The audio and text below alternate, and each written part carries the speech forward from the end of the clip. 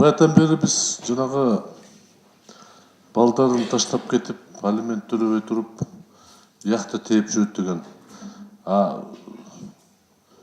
Ушул алиментчиктердин жөнүндөгү маалымат жашыруунбу же айтсаңар болобу? Урматтуу сот аткаруучу. Вообще бул секретный мүмкүнчүлүк барбы ушул? Иванов Иван Иванович, Ишматов Ташмат Ишматович деп айтса болобу? Мен эмнеге сураганым, ушул якта минген адамдын атын айтып койсоңорчу бизге. Барбы ушул киши? Тирүү адам барбы якта минген? Мурунку балдарын карабаган.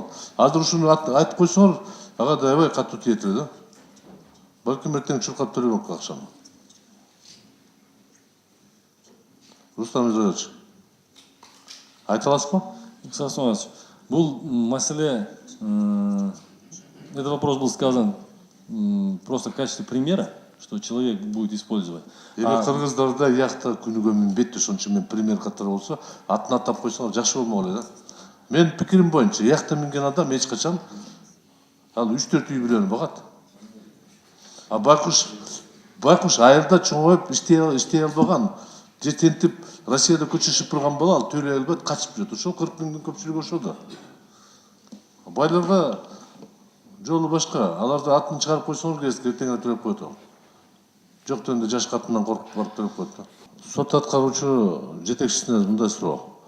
Бүгүн ушул 41 миң адамдын ичинде депутаттар же министрлер барбы, губернаторлор, акимдер? Айта аласызбы фамилияларды? Мен суранат элем, муну ооздеке айта албасаңыз жазуу түрүндө бериңиз.